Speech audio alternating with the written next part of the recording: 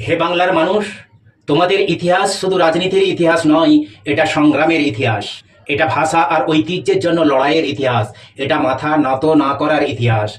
যখন সময় কঠিন হয় তখন মানুষ দুই ভাগে ভাগ হয়ে যায়। এক দল ভেঙে পড়ে আর এক দল ইতিহাস লিখে। তুমি কোন দলে থাকবে? ঝড় এলে আকাশ কি ভেঙে যায়? অন্ধকার এলে সূর্য কি হারিয়ে যায়? না, সে আবার ফিরে আসে নতুন আলো নিয়ে। তেমনি বাংলার মানুষও হার মানে না।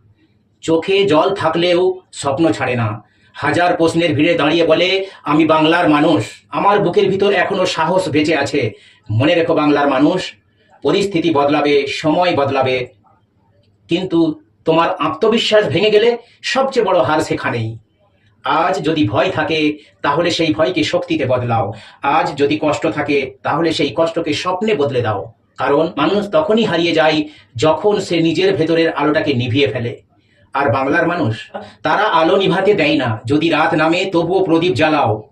যদি পথ থেমে যায় তবুও হাঁটা চালিয়ে যাও। যদি পৃথিবী বলে তুমি পারবে না, তাহলে আকাশের দিকে তাকিয়ে বলো, আমি বাংলার সন্তান। ভেঙে যেতে পারি কিন্তু থেমে যেতে পারি না। ভয় নয়, এবার নিজের শক্তিকে চিনে নেওয়ার সময়। বাংলার মানুষ কখনো শুধু ইতিহাস পড়ে না, ইতিহাস তৈরি করে। অন্ধকার যতই গভীর হয় আলো ততই কাছে আসে। বাংলার মানুষ হার মানে না, নতুন পথ বানায়। ভয়কে জয় করলেই শুরু হয় নতুন সকাল। সময় বদলায় কিন্তু সাহস কখনো পুরানো হয় না। যে মাথা স্বপ্ন দেখে তাকে থামানো যায় না। মনে রেখো, ঝড় লোককে থামায় না, আরো শক্ত করে। ভয় নয়, এবার জেগে ওঠার সময়।